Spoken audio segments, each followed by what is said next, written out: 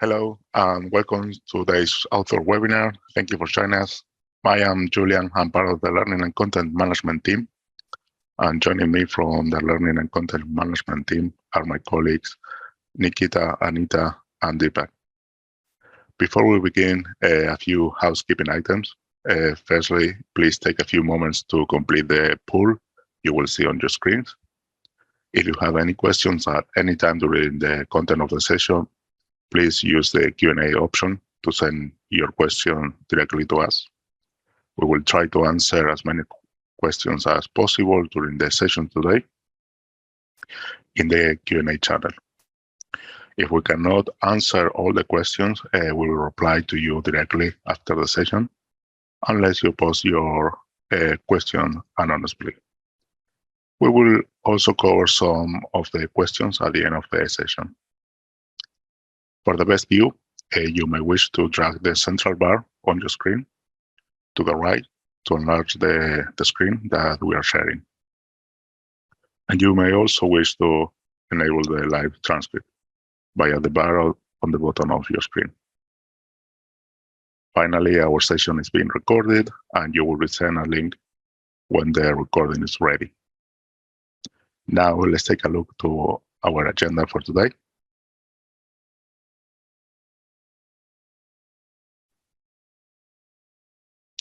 We will start by giving an overview of the author submission process in Editorial Manager. Please note that the steps may vary depending on the journal configuration and the type of the article being submitted. We will also have a look to how to use the declaration tool when submitting a manuscript. Elsevier declaration tool quickly and easily helps authors create a comprehensive statement which incorporates the International Committee of Medical Journal Editors declaration standards. This declaration tool will produce a statement in a Word format that you can upload alongside your manuscript and will appear on your published article. We will provide a brief overview or explanation of the editorial statuses during the submission progress in Editorial Manager. And finally, we will provide some information on the co-authorship verification. And now let's get into Editorial Manager test site and explore the author submission process. Please note that I'm going to be using our training site for the demonstration with dummy users and dummy submissions. The training site is a good replica of the live environment, but it will look slightly different to your own profile. So don't worry if you don't see things today that you normally see when you're logging into your profile. This may be due to the rights and permissions granted for each role that may vary journal to journal. Now I'm going to switch to the training site.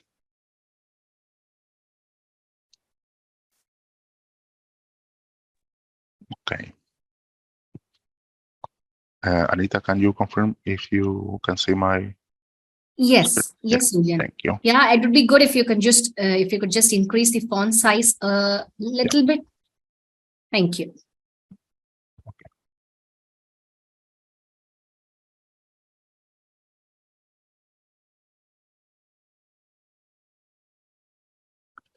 Okay. If you're new, a new user in Editorial Manager in a journal, you can click in the link register now. So you can create a new account in this journal.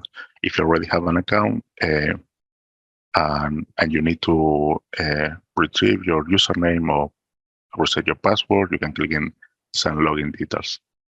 And the system will find a matching email address, and you will receive an email containing your username and the link to reset the password.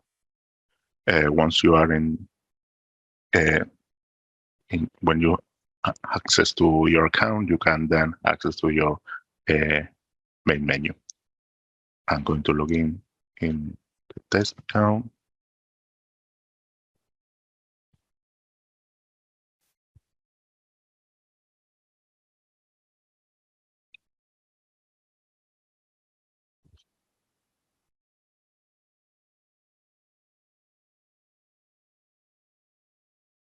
Okay, now we are in the author main menu. Here you will have the option to update your information. For example, if there is a change in the institution, it's not required to create a new Editorial Manager account. Rather, just click in Update My Information and update your affiliation details, email address, for example, or anything that you need to do. And with this, we will avoid to having a duplicate account for a single journal. Also, before starting the submission process, we recommend you to check the instructions for authors. These instructions will contain guidelines and information on manuscript word count, file requirements, and other important information that you will need for your submission. So it's important to familiarize yourself with the journal. Then when you're ready, you can click and submit new manuscript.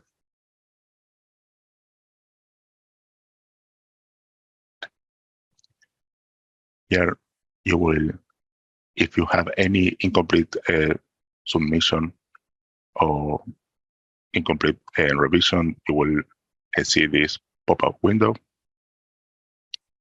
In my case, I have created a submission here for this webinar, so I'm going to select this one. If you want to start a new submission, you can click here.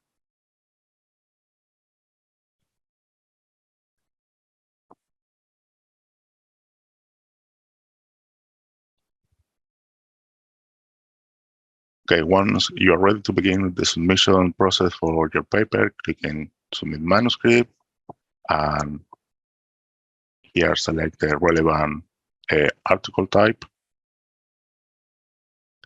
If you're submitting to a special issue, please ensure that you are selecting the appropriate, the right special issue article type. And sometimes journals will require you to include an ORCID record. So you can click here and add your ORCID record. Once you're ready, click in Proceed.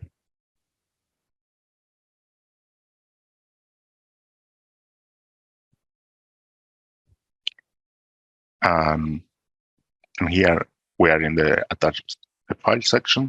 You can browse for your files, or you can drag and drop a file from your folders or desktop. I'm going to show you an example. You just drag it here, and then the system will upload the file. And you will see the file at the bottom of this page.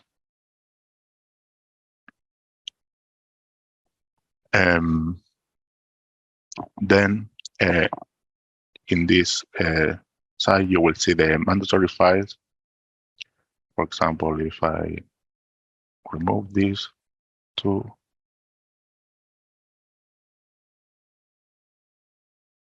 you will see that this one is in red, which means that I need to upload a manuscript file type in order to continue with the submission process.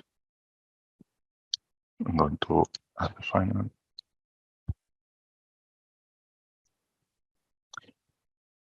You can select the item or the file type from here.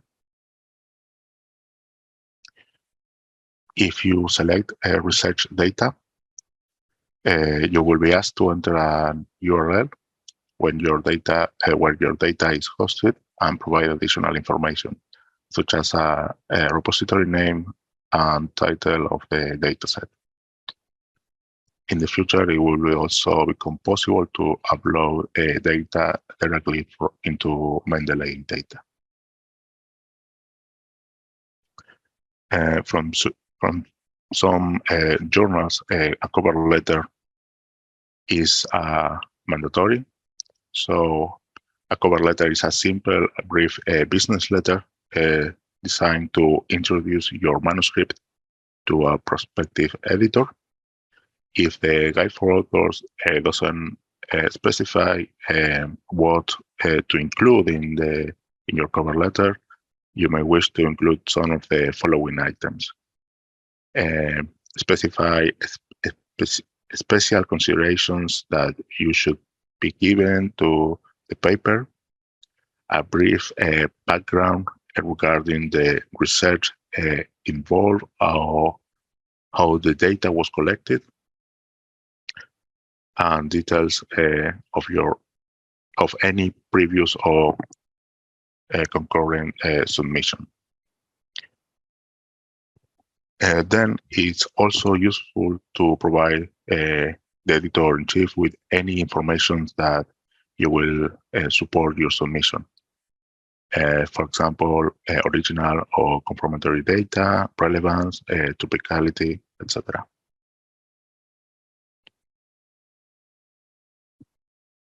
We can, for example, add a cover letter. We're going to select here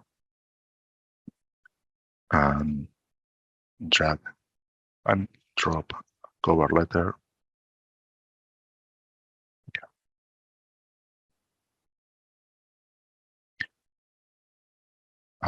We will see the cover letter here.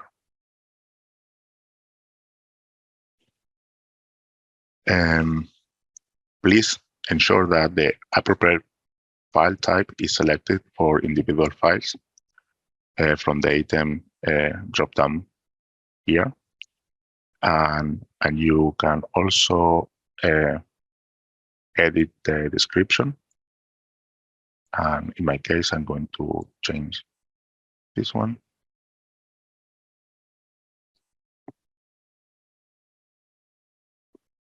to put the correct description. And also, please ensure not to use any personal identifiers in your files. Then the system will automatically order your files into the orders designed by the journal. For some journals, the declaration of interest is a mandatory file type. We will explain this in more detail in a few minutes, but in either event of such a statement is mandatory from an ethics perspective. We also have a short video on using the declaration tool in Editorial Manager that we will share with you in the chat. Then, when you have all your files, you can click on Proceed.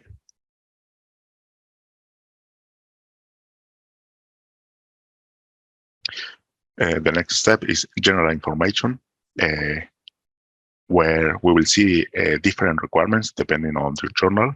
You may be asked to select the region of origin, select a section or category, or select the classification related to your submission.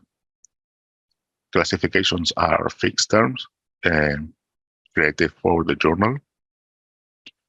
So these are different from your keywords. The keywords are a free text that an author can add in the manuscript data step. Once you have provided all the required information, then click and Proceed.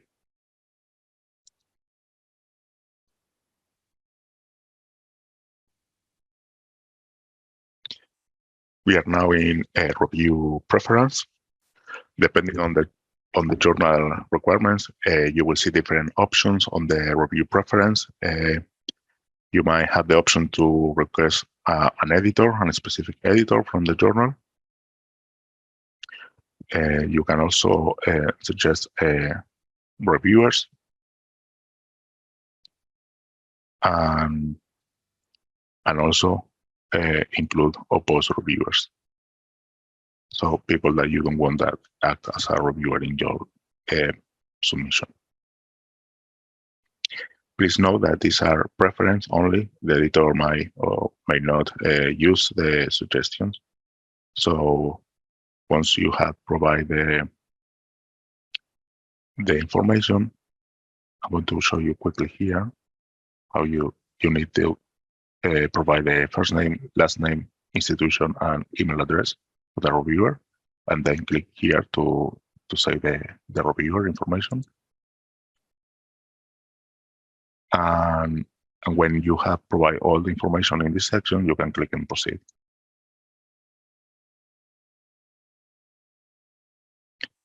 We can see that when we complete each step and everything is completed, you will see a green check. If anything is missing, you will see an exclamation icon. Okay, now we are in the additional information step.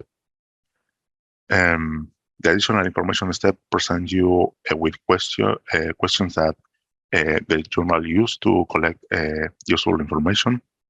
So please respond to each of these as appropriate. When you have answered all the questions, then you can click and proceed. Please know that some of them are ready buttons that you need to confirm. So yeah, this sometimes can create confusion. And then in order to select the question, you have to click here. And the same here. The same here as well.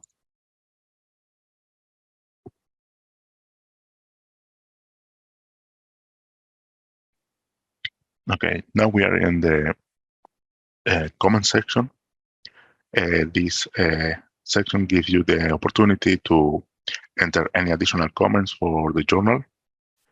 And these comments will not appear in your submission. So you can write a few lines to the editorial office. When you enter all your comments, you can click on proceed.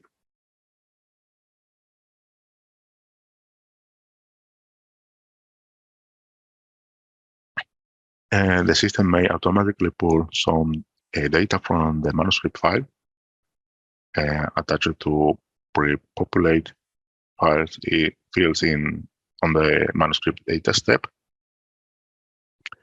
And the required fields are marked with a red asterisk. You must check and verify data or enter data manually. You can enter the title and abstract, keywords, and then also the authors for the submission. Please enter all the authors of the submission, including their name, the email address, the institution, and the contributor role. Institutions is essential to select. For example, from here you will see a drop-down menu where you can select the right institution. And this is important because you might be eligible for institutional and society discounts that can reduce your article publishing charges for Global Open Access. This one.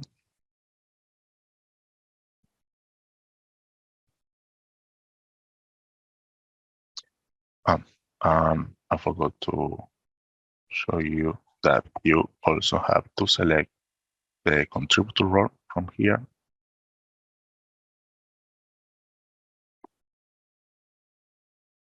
If it's applicable. And yeah, also you can change the order to indicate that this is the first author and you are the corresponding author of the manuscript. And you will see this sign if something is missing.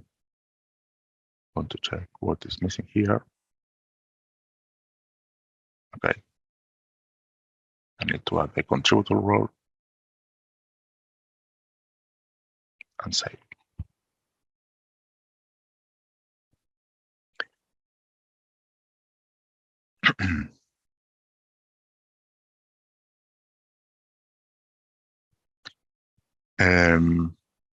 Then, when all the author's details are entered, you can click on Next.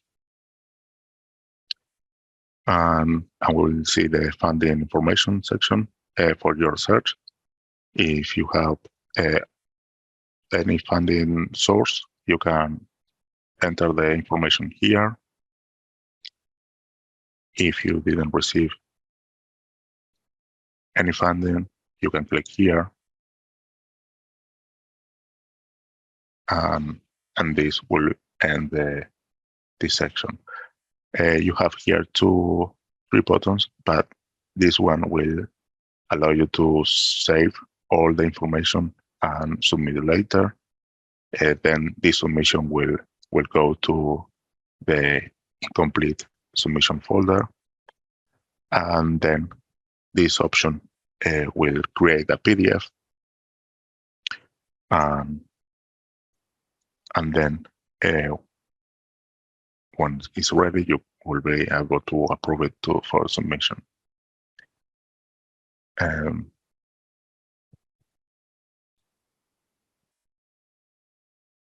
It's going to take a few minutes. You can see here an example of a PDF that is already ready for approval. I'm going back to the main menu and show you where, if you click on Save and Submit Later, the manuscript will go to this folder. Now our manuscript is here.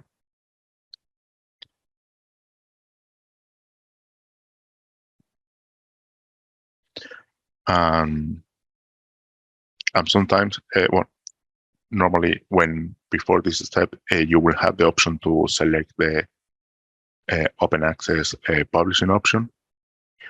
Some journals encourage authors to view and select the appropriate open access publishing option as submission in order to them to know in advance the article publishing charge.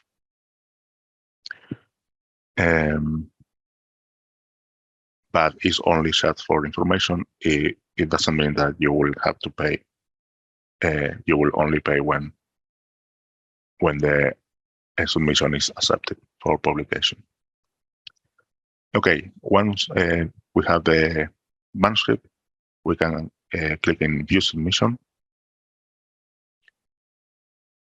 I'm going to click here.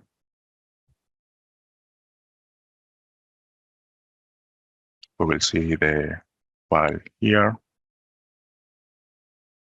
We are going to check that all the information is right. And if everything is, if we need to change something, we can click in Edit Submission and go back to the step that we need to make the updates and the changes, and then create the PDF again. Then if everything is correct, we can click in here to accept the publishing ethics guidelines, and then click in Approve Submission.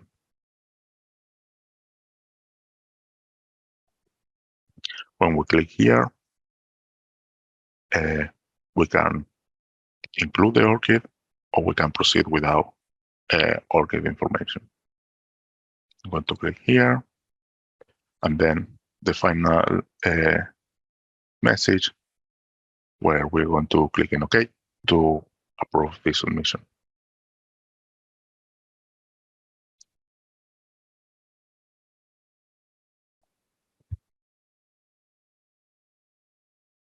Then we are going to share a video about the submission process overview.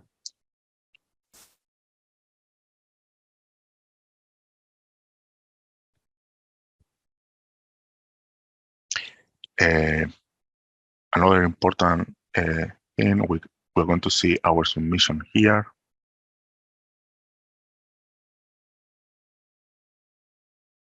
With the status of manuscript submitted. If you need any help at any time, you can see here a question icon. This is the resource center where you can access to FAQ articles, but also you can access to the chat support. It's available 24/7, and they can help you with any step of the submission process.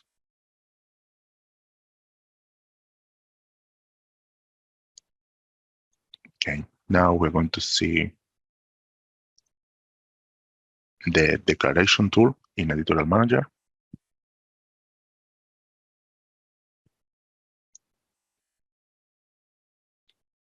I'm going to show you a new start submission.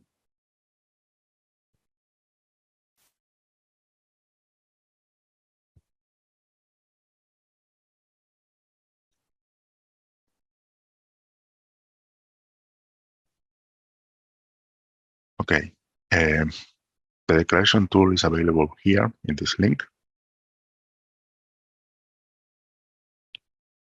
As I mentioned before, for some journals, this is a mandatory file. And basically is transparent disclosure of potential competing interests is essential. So to meeting your ethical obligations and nurturing trust in science. Elsevier now offer the declaration tool in Editorial Manager that quickly and easily helps authors to create a comprehensive statement which incorporates the International Committee of Medical Journals Editors declaration standard. This statement can be uploaded as a Word document alongside your manuscript and will appear in your published article.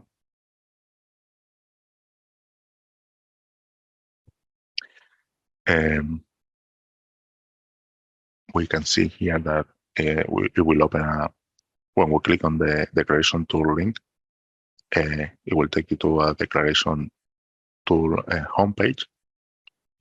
Here you can read further information about declaring your interest, and when you're ready to begin your declaration, you can click in I have nothing to declare, if it's your case, or start my declaration.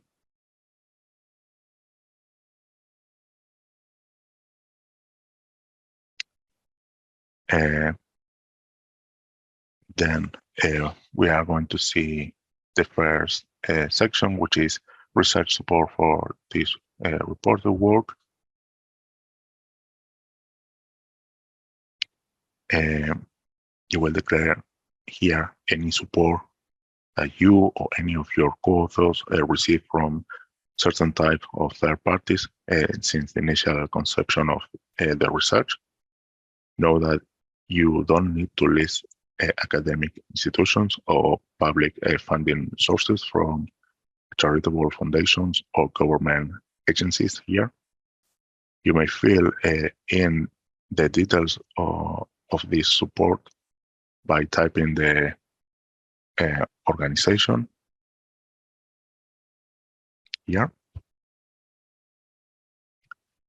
And then selecting any relevant information.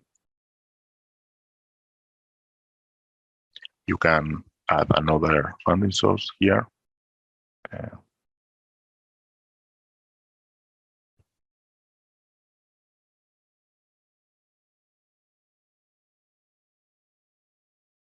if you have more than one. Then you will also need to add who received the support in this section. And if your research didn't receive any additional support, that should be declared. So you may use the button to toggle off here. Yeah. And then you can click in next to other support. When everything is complete, the section will turn green.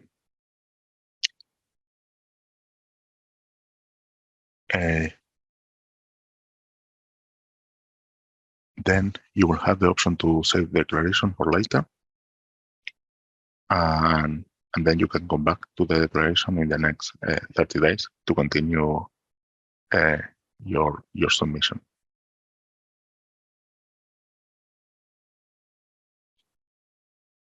Okay, now we are in the relevant support outside this reporting work. Patents and intellectual property page. You will disclose if you or any of your co-authors have any financial interest of personal relationship related to the subject matter, but not directly to the manuscript. The time frame for others' support is within the last 3 years. Again, fill the relevant fields or toggle off to if you don't have nothing to disclose here.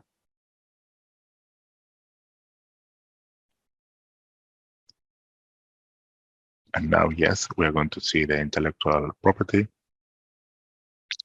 This page allows you to disclose any relevant patents or copyright license to you or any of your co-authors. Once you have either filled this or press the toggle off to indicate that you have nothing to declare, you can click on next. And finally, we are in the other activities. This is the final page of the declaration tool where you can submit any further information that a reader could perceive to have influenced the work that has not been covered in the previous pages. Once you have either filled this or toggle off to indicate that you have nothing to declare, you can click in Review Declaration. This screen summarizes all the information that you have provided. You might click back to return to the declaration form. And then you can, if you don't have anything to modify, or you can submit and download. You have here also the option to create and to save this declaration. Enter your email address, and this will send you a passcode, so where you can access to the declaration at any time, and then finish the declaration for your submission. I'm going to click in Submit and Download and indicate no thanks. I want to download the declaration without saving. This will create a Word document that then you can use to upload the file in the attached file section. We're going to back here. And also remember to always upload the manuscript file first. And then select Declaration of Interest and upload the document that you have created.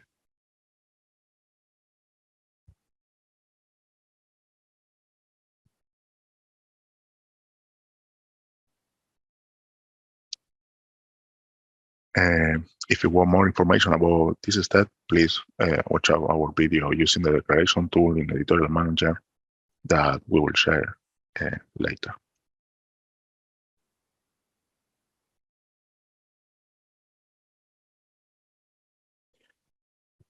Okay, now I'm going to switch over to the presentation.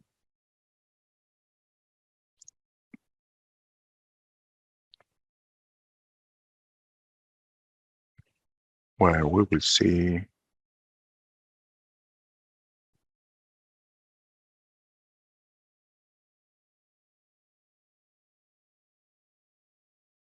the track your submission.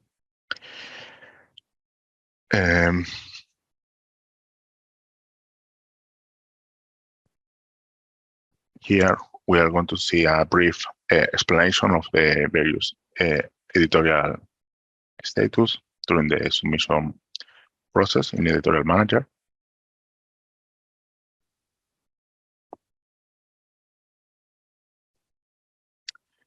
I'm going to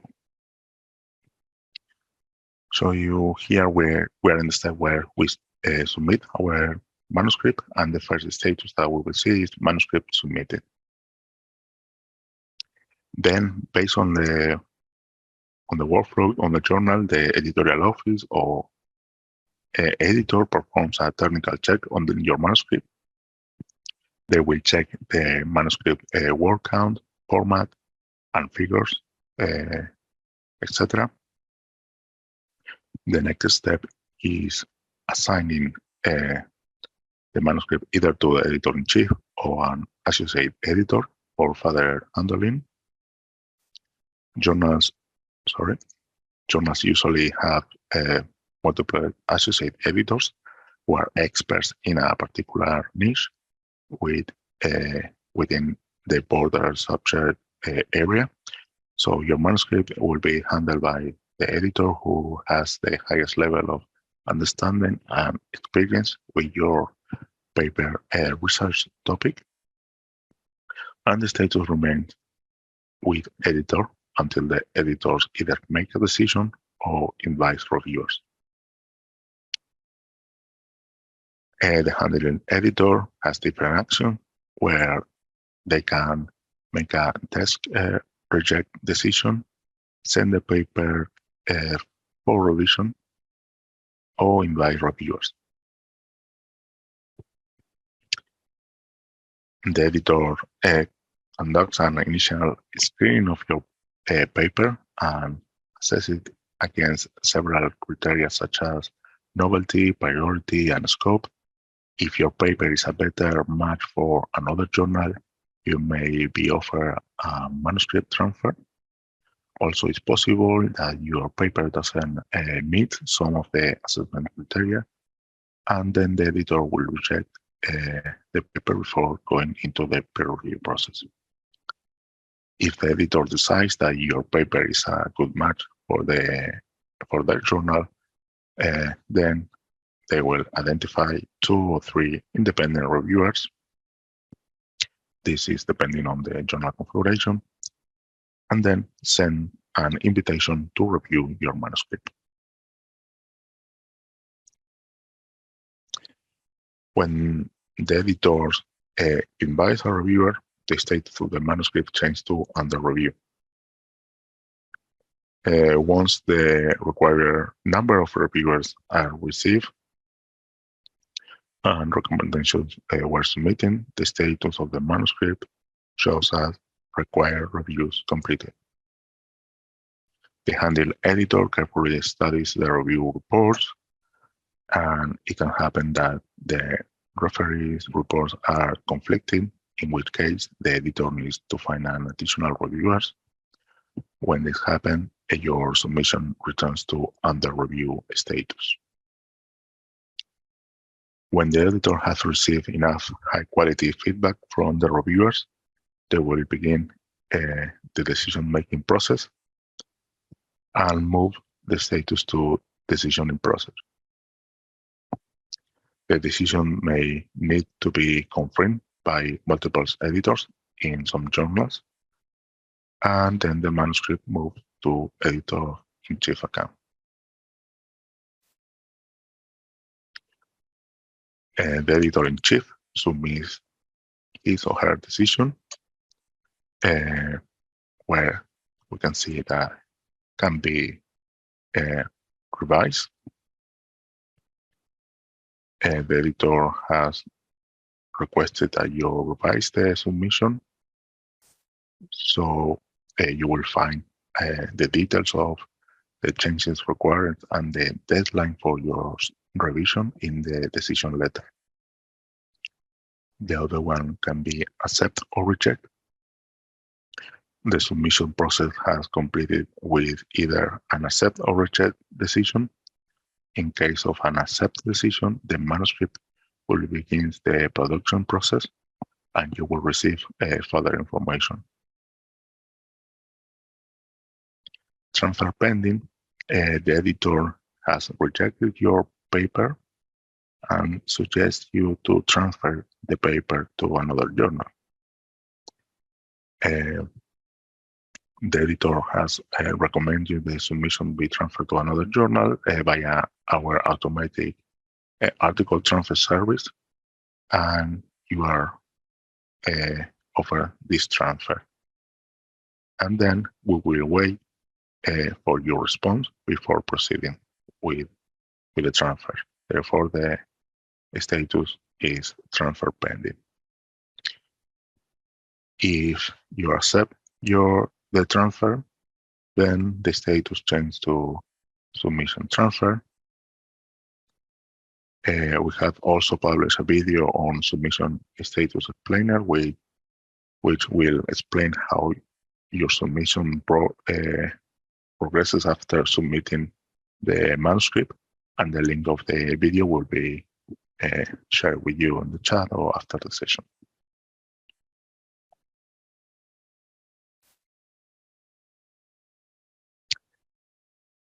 Now we're going to see the submission tracker. We have now introduced a submission tracker tool to more than 2,000 journals. Once a journal is using the submission tracker, an email is sent to the corresponding author when the first reviewer is invited. As you can see from the screenshot, the email contains a link to the submission tracker landing page, where the author can view the status of the review process of the submission.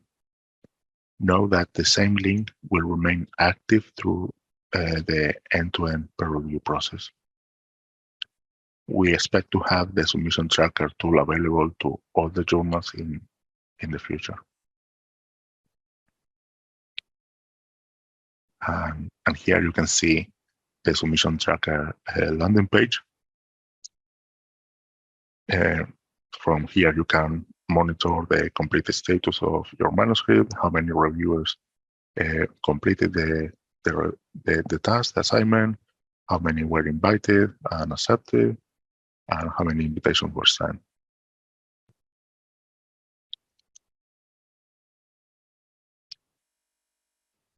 In addition, Elsevier, we want to help our authors to stay safe when publishing. So we are aware that there are a number of scams in operation which seek to fraudulently obtain money from authors. Typically, these schemes take the form of email, trying to mimicking a journal editorial office, asking the authors to pay a fee. Often this request is made at the same time as announcing that the paper has been accepted for publication, even though in reality it is still in the editorial review workflow. So here you can see some tips on how you can avoid being scammed and stay safe when publication. Especially, we want to highlight all the legitimate email address from emails from Elsevier came from @elsevier.com.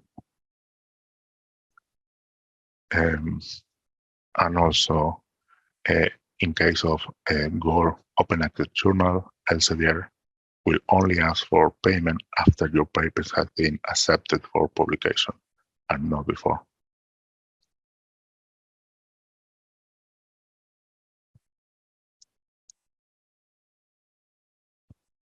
Okay, now related to co-authorship verification. When submitting a manuscript, authors are asked to list all the co-authors of the submission. Then Editorial Manager journals request co-authors confirm the co-authorship because this helps to ensure that authorship includes all individuals who have made a significant contribution to the conception, design, execution, and interpretation of the manuscript.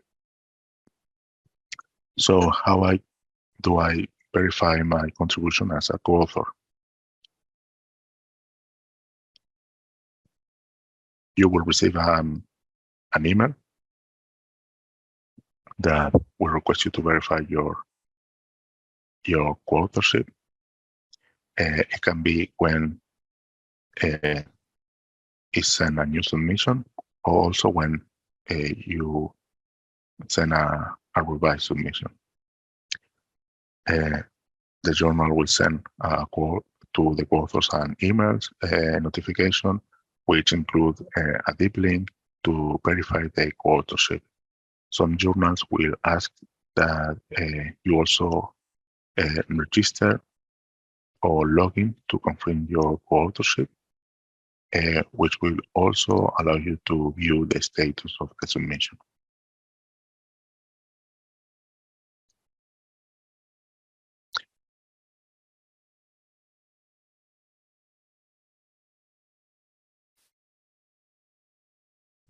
Here we can see an example of a journal that is asking you to register or log in to confirm the co-authorship.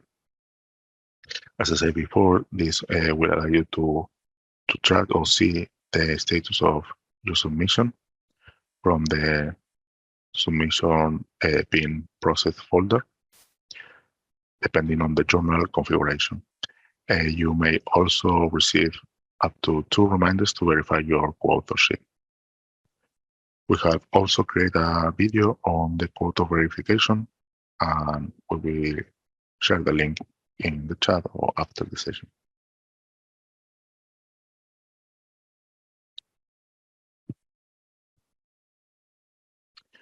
So we also have an author guideline that explains all the stages that you will find as an author during the submission process.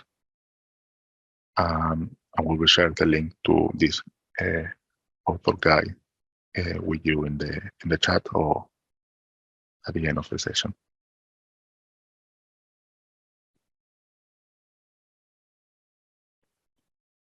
And now we have some tips for you related to how to write an effective results section for a research paper.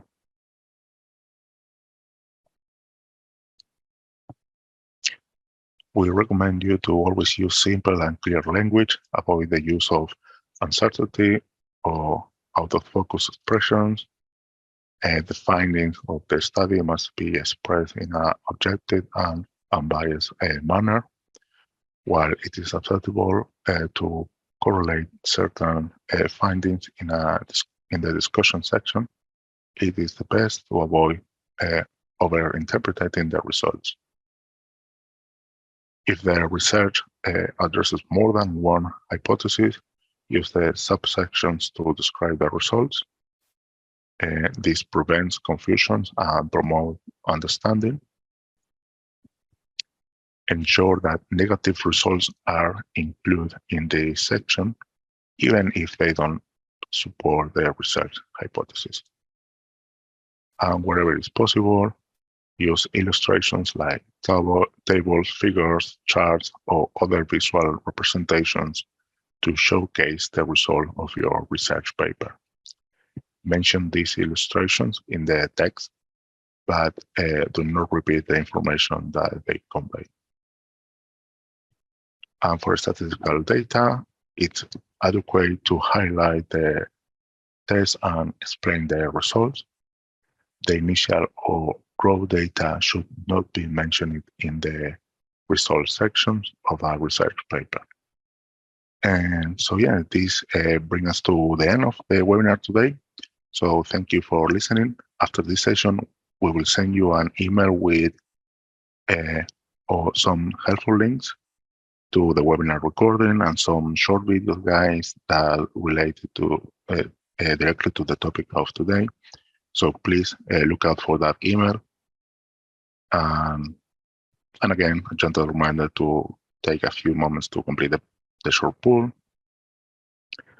And yeah, your answers will be very helpful for us. Thank you again for joining us, and see you next time. Bye-bye. Ulin, we'll keep the session open. There are a few open questions that's Okay. coming. We'll finish the questions and then close the session. Thank you very much. Thank you.